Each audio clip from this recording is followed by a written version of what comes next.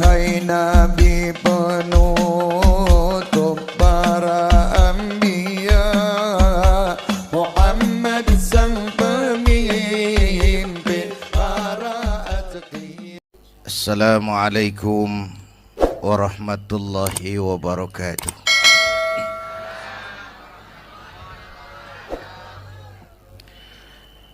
Alhamdulillahi wa kafa,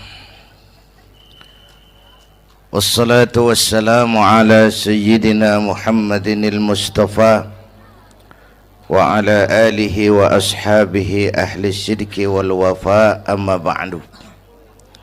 Para ulama yang saya muliakan, hadirin hadirat yang saya cintai, alhamdulillah malam ini kita sudah banyak mendapat mutiara-mutiara yang sangat berharga yang baru saja disampaikan oleh Bang Haji Roma Irama. Saya yakin besar manfaatnya buat kita semua. Mudah-mudahan apa yang kita dengarkan bisa kita amalkan. Saudara-saudara, sekarang ini banyak orang bisa memberi contoh, tapi sedikit orang bisa menjadi contoh. Ngasih contoh mah gampang, jadi contoh susah. Karena beliau manusia. Laqad ja'akum rasulun min anfusikum. Kalau kambing disuruh nyontoh ayam, yang nyuruh nyontoh kagak punya pikiran. Ya, kagak level. Kambing mah nyontohnya kambing, kebo nyontohnya orang, nyontohnya orang. Makanya Nabi kita orang, bukan malaikat, bukan jin, bukan dewa, manusia. Kalau manusia disuruh nyontoh manusia, itu perintah masuk akal, predispositionnya sama. Kalau disuruh nyontoh malaikat mah ribet kan. Malaikat bagaimana nyontohnya, dia mah tidur kagak, makan kagak, sama duit budek, sama perempuan kagak open, lah susah nyontohnya. Ya, Superman tuh biar hebat nggak bisa dicontoh Superman, bagaimana terbangnya? Lagian pakai celana dalam di luar, Pak. Nggak bisa dicontoh Superman mah. Nabi kita manusia utuh, cuman sungguh pun manusia, kualitasnya beda. Ini namanya basyarun la kal basyari. Manusia memang, tapi jangan samain, bobot bibitnya beda. Contoh, kita nih manusia, kita tidur. Nabi kita manusia, beliau tidur. Tidur Nabi, tidur mata doang, hatinya nggak pernah tidur. Tuh bedanya sama kita tuh. Tidur kita keblek, asal tidur habis-habisan. Lagi, kita manusia, kita keringetan. Nabi kita manusia, keringetan. Keringet Nabi harum wangi, bau minyak kasturi, zaman belum ada parfum. Keringet kita udah rasain aja masing-masing dah, jangan pakai dikebet udah.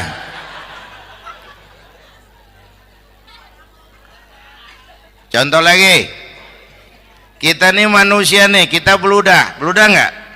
Nabi kita manusia, beliau juga beludah. Ludah Nabi obat, ludah Nabi.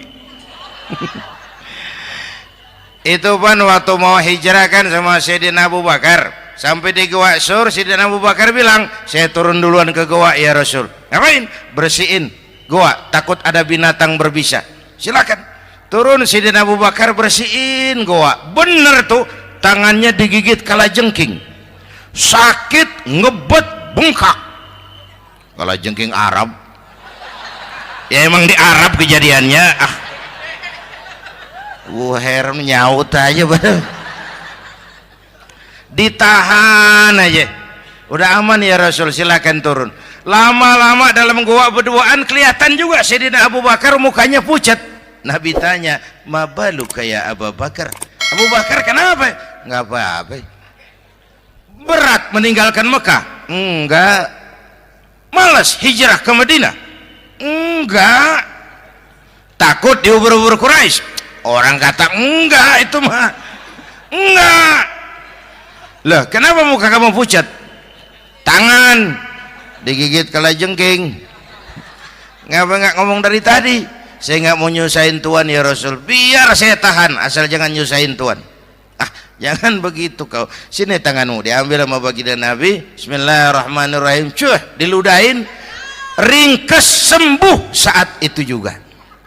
Ludah Nabi. Pengen tahu kita yang ludahin, bengkak campur koreng.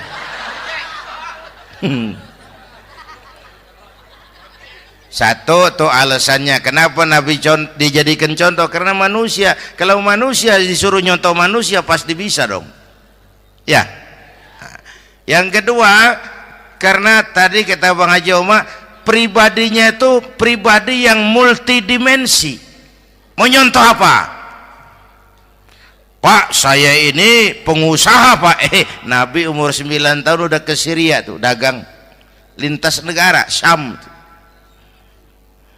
Saya jenderal Pak, Nabi mimpin tentara di medan perang Mas. Saya mau balik Pak, Nabi dakwah Bung. Saya guru Pak, Nabi ngajar Mas. Innama bu'istu mu'alliman, aku diutus sebagai guru, guru umat, guru bangsa. Saya politisi Pak, Nabi diplomat ulung Bung. Saya presiden Pak, Nabi mimpin bangsa dan negara Mas. Saya kepala rumah tangga Pak, Nabi punya anak bini Bang. Ayo lempengan mana dulu cari ngomong. Malah Nabi Isa tuh nggak bisa jadi contoh bagaimana membina rumah tangga bahagia. Bagaimana membina rumah tangga bahagia menurut contoh Nabi Isa? Nggak ada Mas. Kenapa? Nabi Isa belum sempat kawin. Ya, Nabi Isa belum sempat kawin. Ada pengikut Nabi Isa menyangka nggak kawin ajaran Nabi Isa, pada ngikut lagi nggak kawin. Tuh pastor tuh mubazir. Lah orang dikasih perabotan. Bang bener, saya kalau dalam Islam kiai kagak boleh kawin, saya pilih berhenti jadi kiai.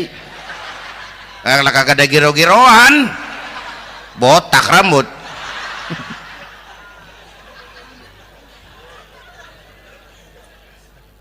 Makanya Bang Haji Oma cerita poligami saya girang banget tadi. Bukan yang ngomong ahlinya soalnya.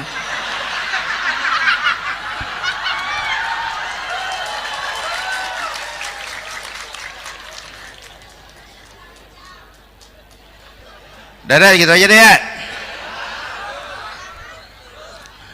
Nah kata Imam Busair ini yang dahsyat. Ka'annahu wa huwa fardun fi jalalatihi fi askarin hina talqahu wa fi hasham. Sepertinya kehebatan Rasulullah itu sama baik sendiri maupun di tengah tentara. Artinya begini, orang hebat banyak, tapi yang hebat di mana-mana susah nyarinya. Baginda Rasul ini lagi duduk hebat, lagi jalan hebat, ada di pasar hebat, lagi di masjid hebat, di medan perang hebat, di depan anak-anak hebat, di mata musuhnya hebat, di depan sahabatnya hebat, di mata istrinya hebat, di mana-mana hebat. Lah susah nyari orang begini Bang ya. Kita mah hebat juga setempat, di kantor hebat, sekantor orang diomelin di kantor, pulang ke rumah dikeplak sama bininya diem aja. Ini di depan bininya dia kagak hebat dia mah.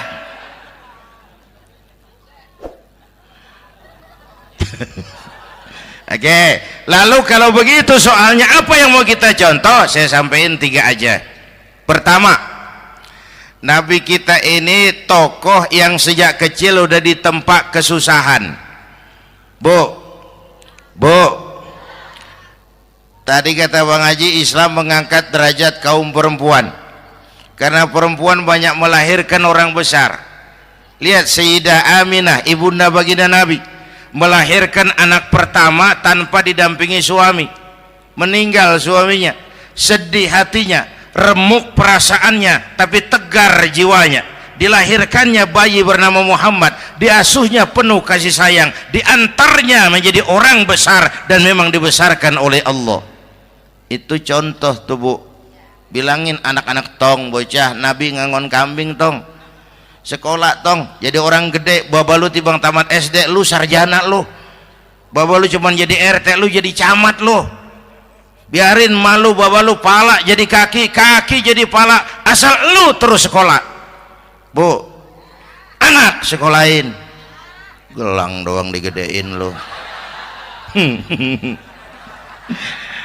Nih kan kita Betawi no, pendidikan ngentengin banget kotan. Udah dong, jangan tinggi-tinggi sekolah udah. Ngapa mak? Baba lu kagak sekolah hidup no.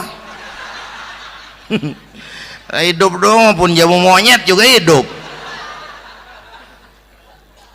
Bu, anak sekolahin.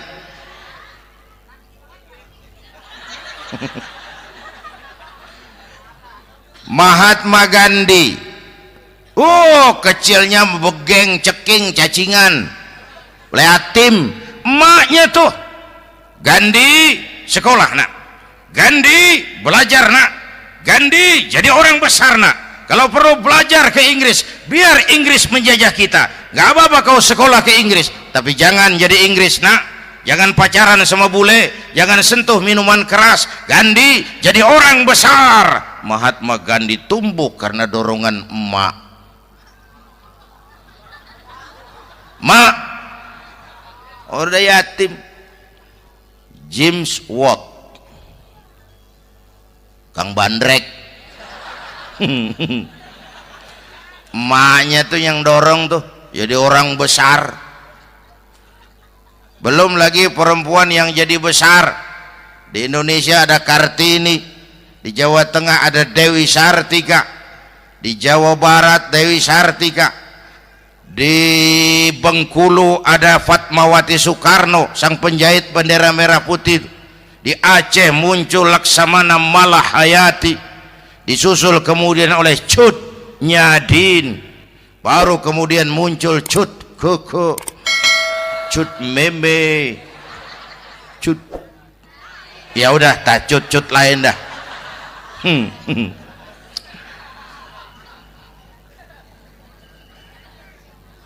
Nabi ke remajanya nggak dikolokin, tegar, tahan bantingan, nggak cengeng.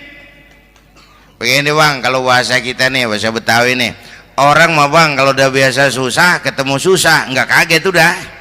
Ya kita Betawi kan mah susah udah nukangin. Susah mulu. Saya santri nih biasa makan kangkung, datang ke rumah temen dikasih kangkung, makanan gue ini mat, dikasih daging ayam lah nambah, emang apa? Orang mah kalau biasa susah enak nggak kagetan. Saya santri biasa tidur di masjid, disuruh nginep di hotel lah pules nggak? Tapi yang biasa tidur di hotel suruh nginep di masjid encok. Makanya kemarin tuh waktu menteri-menteri baru dilantik tuh saya ngarepin tuh, mudah-mudahan nih menteri ini begitu dilantik bacaannya nawaitu sauma godin. Lu pada niat puasa dulu dah, entaran. Puasa kan bukan kagak boleh, nunda doang, nunda puasa mah. Tempe boleh maghrib, tahu boleh maghrib, air kelapa boleh maghrib. Lu menteri pada mau naik mobil mewah boleh, ntar kalau ekonomi udah mendingan, rakyat udah pada legaan napasnya. Ya sebab apa? Itu duit buat mobil para menteri kan duit negara kan duit rakyat, duit rakyat kan duit gue juga, itu ada di situ. Engko bayar pajak. Sayangnya kebanyakan pejabat kita asal dilantik aja bacaannya Allahumma lakasumtu. Niat buka puasa. Orang buka puasa kan kemaruk apa jadi gares. Ya. Bu. Jadi benar Islam mengangkat harkat, derajat, martabat kaum perempuan. Kata Bang Haji Umar tadi, dengar nggak tuh? Waktu Nabi ditanya, ya Rasul, siapa yang paling harus saya taati di dunia? Ibumu. Setelah itu, ibumu. Setelah itu, ibumu. Setelah itu, bapakmu. Ibu 3 kali disebut. Bapak, coba pikirin. Ibu 3, bapak 1 bapak.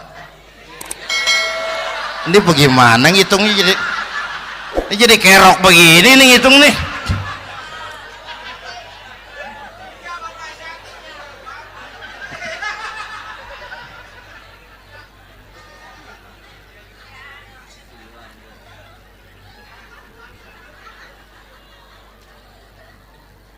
Jangan takut ngadepin susah. Hidup nih keras, kerja keras, perseringat banting tulang.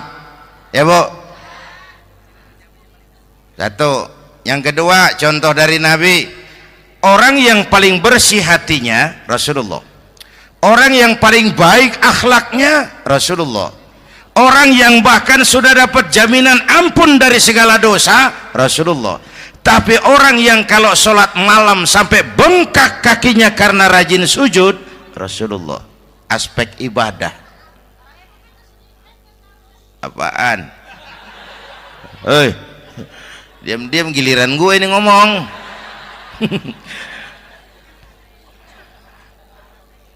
Lo ngomong lagi udah gue pulang. Canda neng. Udah gantian ya.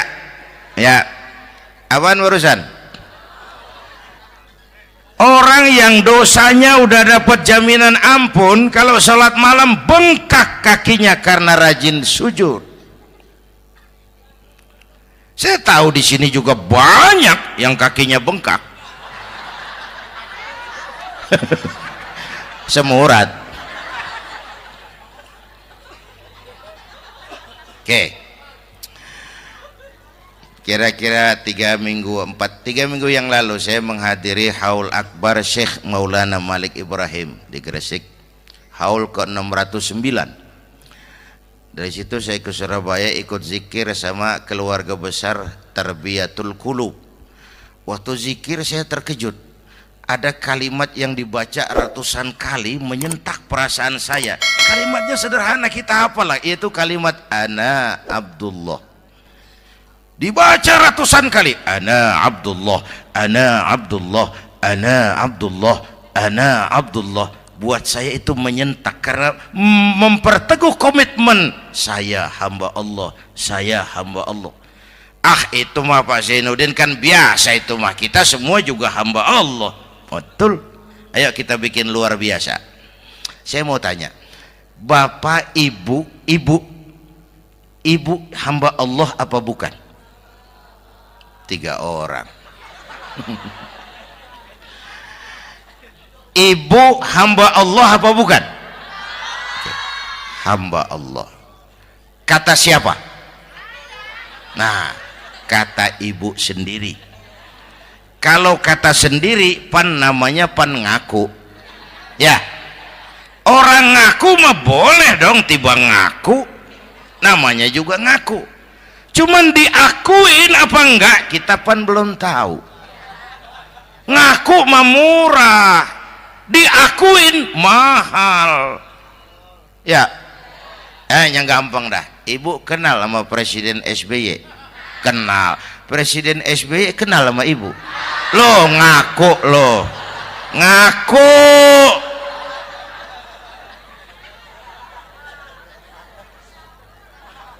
Saya hamba Allah, kata saya. Berapa banyak orang mulutnya hamba Allah, perbuatannya menyatakan dia hamba dunia, hamba harta, hamba jabatan, hamba setan, budak nafsu. nggak sesuai ucapan sama perbuatan. Yuk jadi hamba Allah yang beneran. Jangan separuh-separuh. Kita mapan asal sakit mah hamba Allah. Ya Allah, ya Allah, lagi sakit. Sehat ya dikit, keder. Nyari masjid nggak ketemu.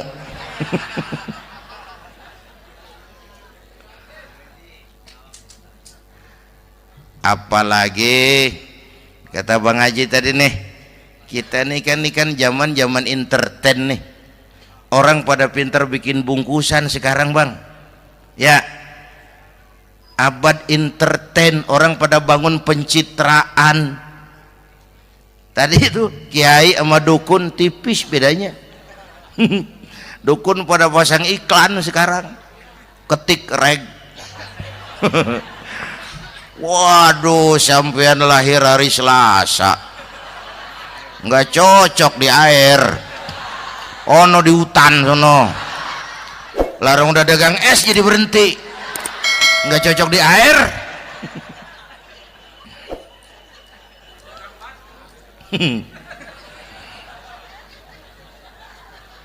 Bu, di zaman nih siapa pakai apa, siapa mau jadi apa kagak urus nih. Bapak Ibu hadirin yang saya hormati, dan masyarakat kita ini kayak daun kering. Tahu daun kering?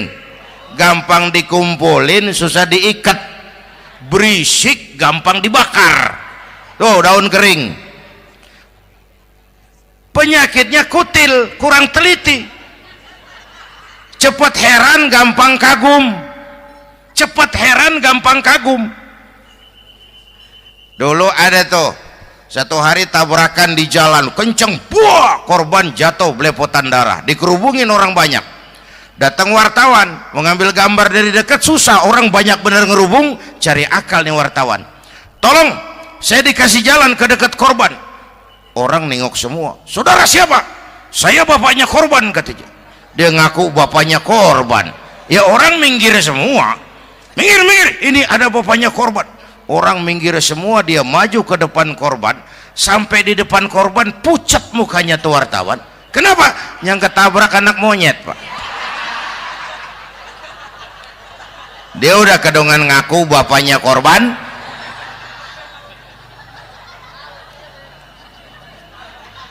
Bu, ini cerita pendek tapi pesannya lumayan nih. Kalau belum kenal bener mah jangan buru-buru ngakuin. Ya, dia kagak tahu yang ketabrak siapa, main ngakuin aja. Saya bapaknya korban. Lu makan lu jadi bapak monyet sono lu. Makanya jagain kampung kita nih, jangan kemasukan yang aneh-aneh ya. Nabi palsu, aliran aneh. Ya ini bid'ah, itu bid'ah. Kuno yang kayak begitu, capek kita ngurusin begitu. Udah kelewatan. Ya. Yang tahlil mah terusin. Yang kagak suka nggak apa-apa, cuman jangan ngomelin yang tahlil. Orang tahlil juga pakai dalil. Yang mabok masih banyak, yang tahlil diomelin. Kita nih kayak kurang kerjaan, akhirnya rame turu-turu kita. Padahal yang harus kita kembangkan kan rukun antar umat seagama, rukun antar umat beragama, rukun antar umat beragama dengan pemerintah. Kata Bang Haji Omar tadi, rukun antar umat seagama. Turu-turu kita muslim nih kudu rukun. Beda pendapat boleh, marahan jangan. Ya, tangan kanan sama tangan kiri juga beda, cuman rukun. Asal kiri gatal nih, kanan kagak diundang, dia mah dia datang aja nggak rukin. Nggak ada kiri gatal kanan ngomel, lu garuk aja sendiri. Nggak, dia mah akur. Ya Bu.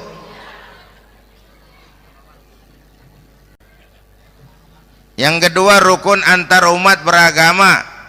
Islam ini rahmatan lil.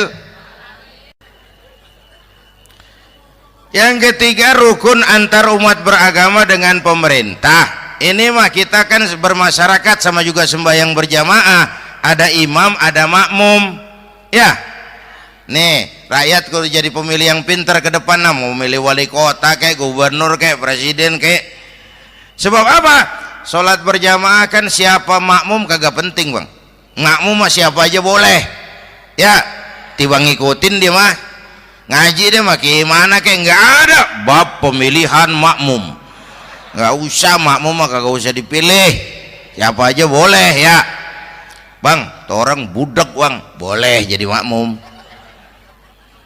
bacanya kagak fasih boleh jadi makmum, ketinggalan 1 rakaat boleh jadi makmum, tapi nggak tiap orang boleh jadi imam. Siapa yang dipilih jadi imam? Pertama, a'lamuhum, kata Nabi, orang yang paling alim di kampungmu siapa? Angkat jadi imam. Yang paling alim, bukan yang paling tua. Tua juga kalau kejemur kisut. Dulu tuh Nabi Adam waktu diangkat jadi khalifah kan bekalnya apa? Wa 'allama Adam al-asma'a kullaha, al-asma ay al-ulumul katsirah.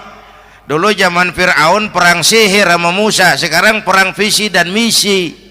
Punya ilmu bu, ngerti urusan dari tetek sampai bengeknya. Kalau ngikutin imam yang alim pan enak, bisa dipertanggungjawabkan. Hati-hati milih pemimpin, maksudnya bu, jangan terjebak oleh penampilan. Emas pasti kuning, bener? Apa semua yang kuning pasti emas? Udah paham dulu. Ustadz, kenapa? Di kampung saya ada 2 orang alimnya sama. Yang mana yang jadi imam? Afsahuhum, yang lebih fasih lidahnya. Yang satu alim pelok, yang satu alim kagak pelok. Nah, yang kagak pelok suruh jadi imam. Kenapa? Nggak sah orang fasih bermakmum kepada imam pelok. Ustadz, imam pelok, makmum pelok semua. Sah. Namanya kampung pelok, biarin. Susah diurusin udah itu. Apa sih artinya fasih? Yang enak deh, nyambung. Pegel kalau punya pemimpin kagak nyambung sama rakyat. Ya, rakyat mau yang ngidul deh ngalor, rakyat mau yang ngulon deh ngetan, lah kan capek rakyat, kagak nyambung. Makanya kalau jadi imam pesan Nabi, idza amma ahadukumun nas falyukhaffif. Kalau kamu jadi imam, ringankan sholat kamu. Itu makmum nggak sama kekuatannya. Jangan panjang-panjang kalau jadi imam, kudu tahu keadaan makmum. Tuh makmum ada yang udah tua rentak, diri aja udah gemeter. Ada yang punya darah tinggi, kalau sujud kelamaan palanya ngebet. Ada yang udah janji itu makmum habis sembahyang mau terima duit. Kalau imam kelamaan, kalau saudan makmum. Ya, nyambung. Jangan udah diangkat jadi imam seenaknya dewe. Sholat isya berjamaah, rakaat pertama selesai Fatihah, Yasin. Makmum ikut mengikut, cuman baring ngancem. Besok gua tawiatin balik lagi udah. Kagak nyambung. Kalau nggak nyambung tuh capek, bu. Jangan tersenyum kepada orang buta, jangan berbisik kepada orang tuli, kagak nyambung. Orang buta diajak senyum, bagus sih maksudnya, cuman kan rada mubazir. Orang kagak paham. Cari pemimpin yang nyambung. Kalau memang masyarakatnya suka tahlil, cari pemimpin yang suka tahlil. Rakyatnya suka maulid, cari pemimpin yang suka maulid supaya nyambung, kagak pegel kita.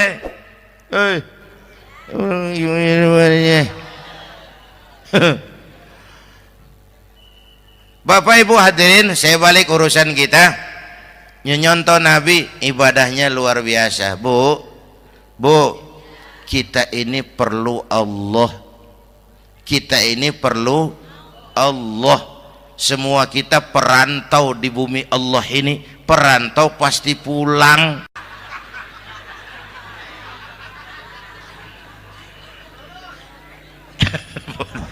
Bolot.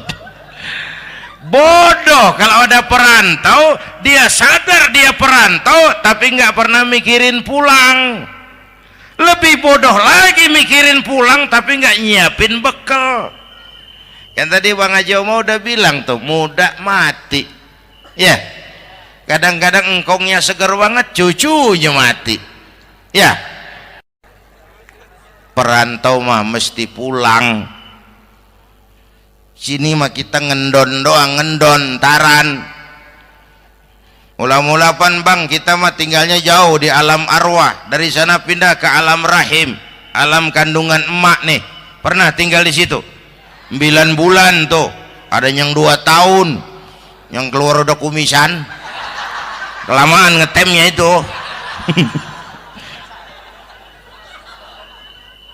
Dari sisi ini mau pantas ibumu, bapakmu, karena alam rahim, fisik dan psikis emak lebih capek dari kita bapak. Kita mah orang laki mah, kita mah pan investor gitu mah, nanam modal doang. Yang ngolah pabrik kan emak tuh, ya mak. Pabrik. Anak-anakku remaja, pemuda yang hadir, masya Allah, emakmu, emakku, emak kita semua nih, dari mulai ngidamin kita udah kita seksa nih emak nih. Dari mulai ngidamin kita udah kita seksa emak nih. Muntah nggak urus. Mending ada yang dikeluarin mah enak, lega. Ini kagak ada apa-apanya. Bener mak. Yang dipengenin yang kagak musim. Lah kan setengah mati lagi urusan. Tengah malam pengen megang pala kereta, lu jorok bener lu, gue heran.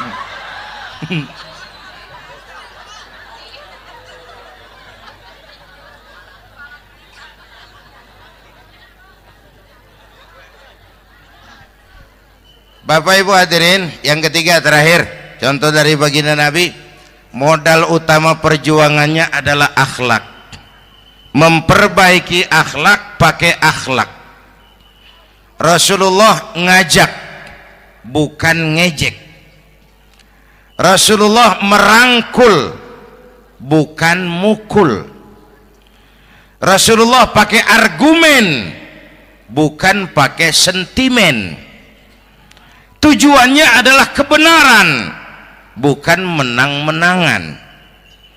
Prinsip dakwahnya basyiru wala tunafiru, yassiru wala tu'assiru. Gembirakan orang, jangan ditakut-takutin. Mudahkan urusan orang, jangan dibikin sulit. Di masyarakat memang mendingan rakyat rendah berakhlak tinggi daripada pejabat tinggi berakhlak rendah. Dulu tahun 50-an orang kita kalau pergi haji ke Mekah 6 bulan. 6 bulan tuh orang udah pada lupa aja baru pulang.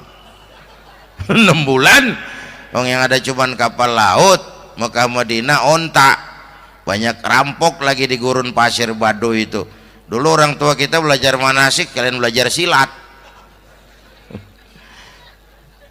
Sekarang karena kemudahan kemajuan ilmu menciptakan Boeing memotong waktu 5 bulan, orang pergi haji cukup sebulan. Bapak Ibu hadirin yang saya hormati, oleh karena itu menjaga nilai-nilai akhlak itu penting. Kepada siapa kita harus berakhlak? Pertama, kita harus berakhlak kepada Allah. Bagaimana caranya? Jangan menyekutukannya dengan sesuatu pun. Yang kedua, jangan menyembah kecuali hanya kepadanya. Yang kedua, kita harus berakhlak kepada sesama tadi itu. Yang ketiga, kepada lingkungan. Saya dulu masih zaman ada almarhum kakek saya, engkong. Kampung saya banjir, air masuk ke rumah. Saya teriak, "Kong, banjir Kong." Engkong saya ketawa, "Biarin, bukan salah air, habis salah lo." "Salah kita bagaimana Kong?" "Lah lo tempat air lo tempatin. Yang punya tempat datang ya kagak ngerti, ini tempat gua, ini di sini nggak pada lo, lah banjir." Engkong saya nggak makan bangku sekolahan, tapi wise Pak. Air kan bukan musuh, air kan temen kan kudu punya tempat. Lalu kagak punya tempat, pantas kemana ide ngayam, banjir. Ya, dulu saya remaja ngaji babul istinja, kiai ngajar makruh buang air kecil di tanah berlubang. Saya tanya, Kenapa makruh Kiai? Pertama, untuk alasan kesehatan. Siapa tahu di lubang yang kamu kencingi ada gas beracun. Kalau tidak Kiai, kalau tidak maka artinya melindungi binatang yang ada di dalam lubang. Siapa tahu di lubang yang kamu kencingin ada semut sedang rapat membahas laporan Susno 2Ji. Apa dosanya lalu mati dikencingin? Ini namanya rahmatan li semut. Saya mau bilang alam sekarang tidak seramah dulu karena kita juga nggak ramah sama alam. Bapak Ibu hadirin yang saya hormati, padahal watak Islam rahmatan lil alamin. Inilah barangkali